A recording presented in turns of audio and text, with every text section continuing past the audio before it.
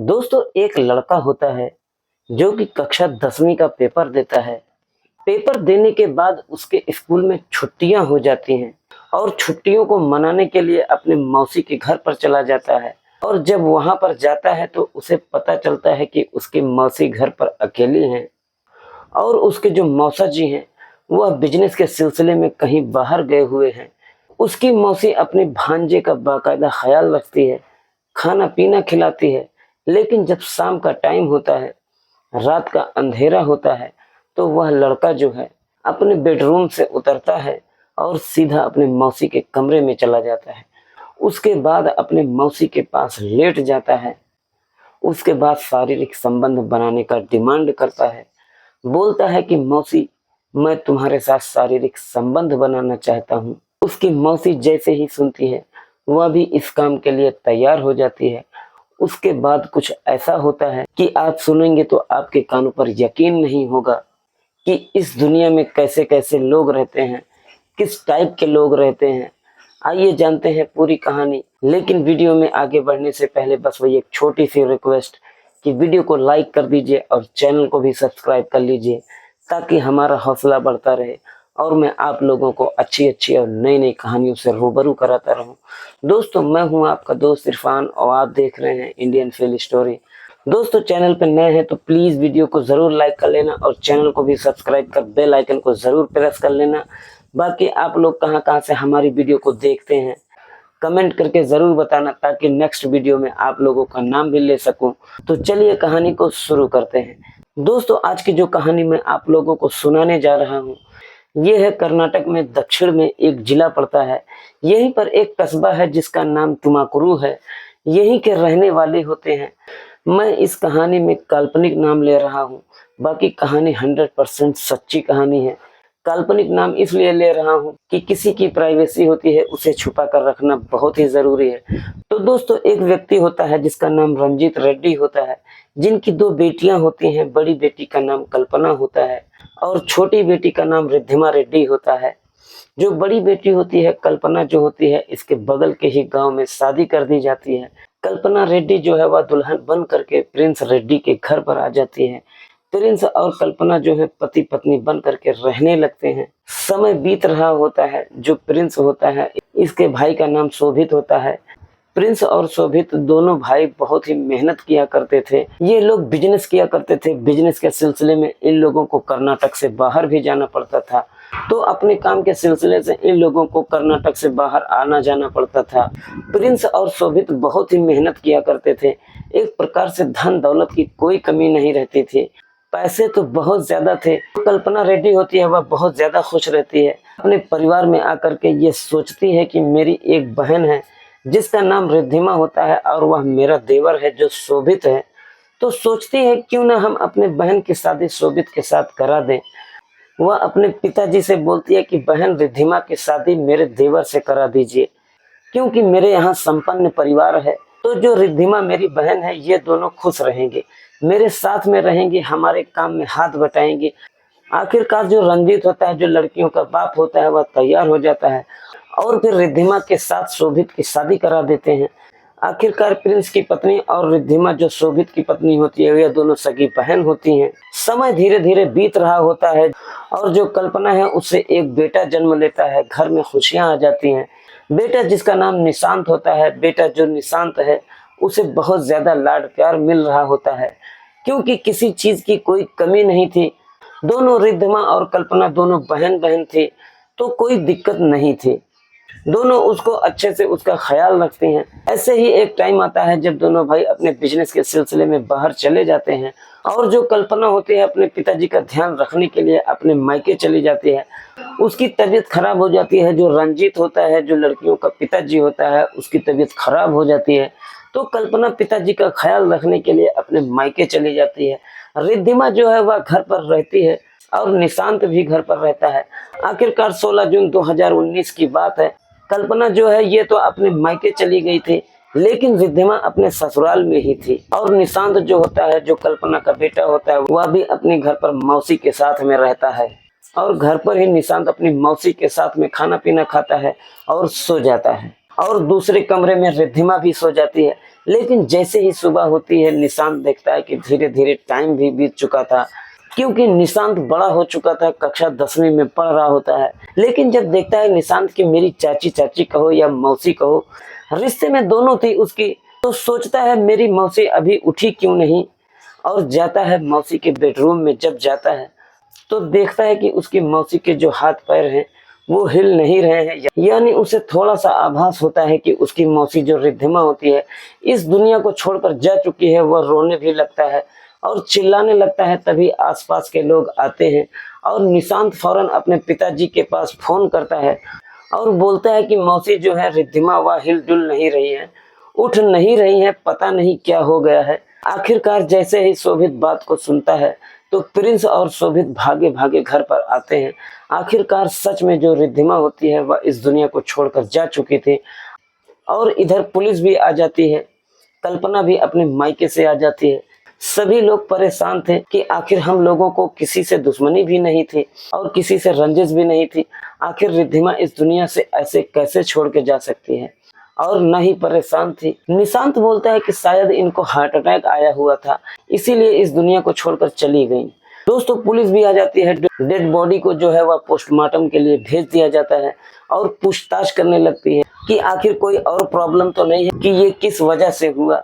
तो निशांत बताता है कि हार्ट अटैक आया हुआ था, इसी वजह से इस दुनिया को छोड़कर चली गई हैं।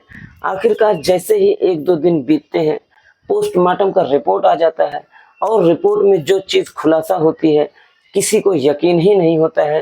दोस्तों जो पोस्टमार्टम का रिपोर्ट होता है उसमें यह बताया जाता है कि इसकी दम घुटने से इस दुनिया को छोड़कर चली गई है, यानी किसी ने इसके गले को दबाया हुआ है। इसका मतलब इसके गले से इसकी सांस रुक गई थी, ऐसा कुछ किया गया है, यानी किसी ने मारा है।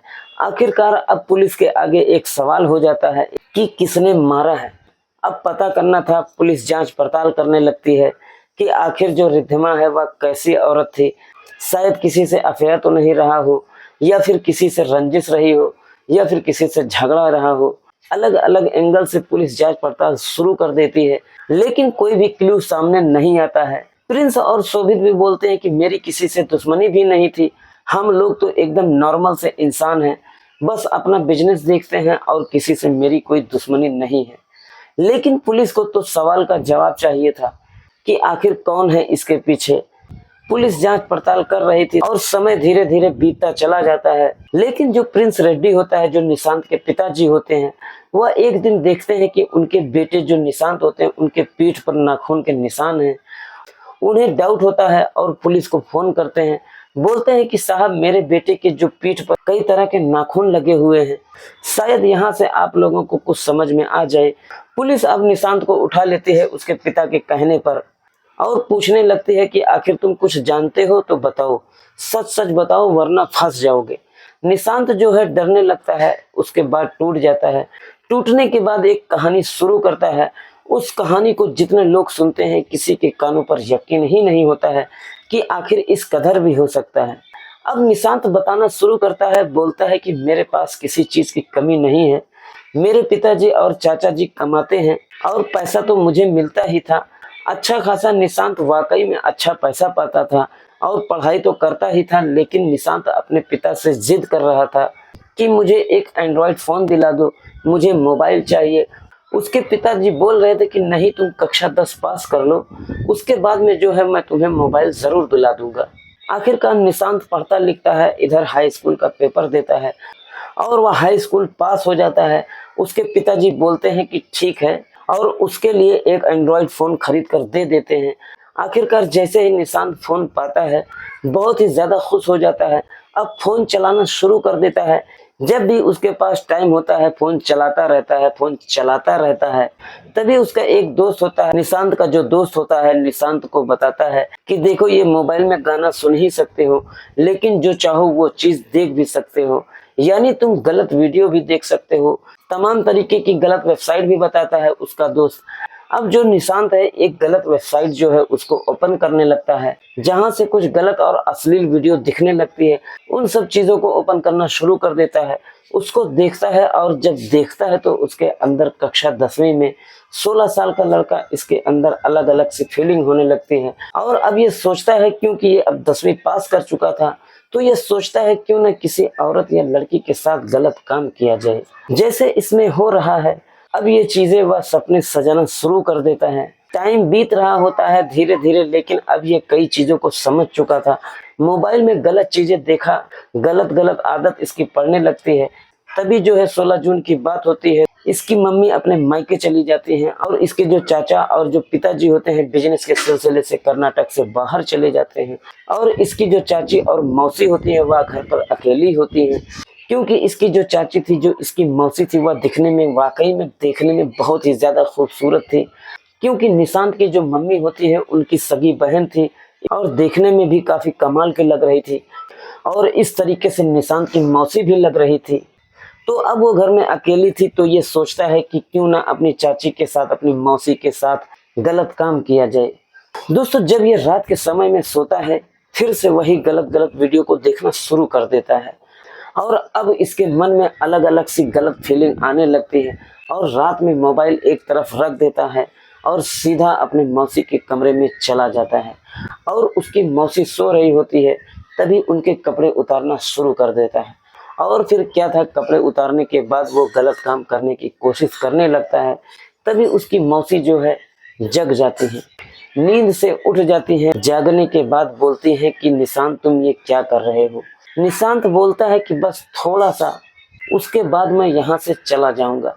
उसकी मौसी बोलती है कि देखो निशांत, ये चीज बहुत ही ज्यादा गलत है। लेकिन निशांत बोलता है कि नहीं, मेरा बहुत ज्यादा मन कर रहा है। अब जब निशांत इस तरीके से बोलता है तो उसकी जो मौसी होती है बहुत ही ज्यादा गुस्सा हो जाती है और उसे धक्का दे देती है। निशांत नीचे गिर जाता है, जो उसका भांजा होता है वह नीचे गिर जाता है। निशांत उठता है और डिमांड करता है कि मौसी, मुझे करने दो एक बार, मुझे अपने हवस की भूख मिटाने दो। लेकिन जो उसकी मौसी होती है, जो रिद्धिमा होती है, वह डांट देती है और बोलती है कि रुको, मैं सुबह तुम्हें बताती हूँ। आने दो तुम्हारे पापा को, तुम्हारे जो चाचा हैं उनको आने दो, और तुम्हारी मम्मी को भी आने दो, फिर मैं तुम्हें बताती हूँ।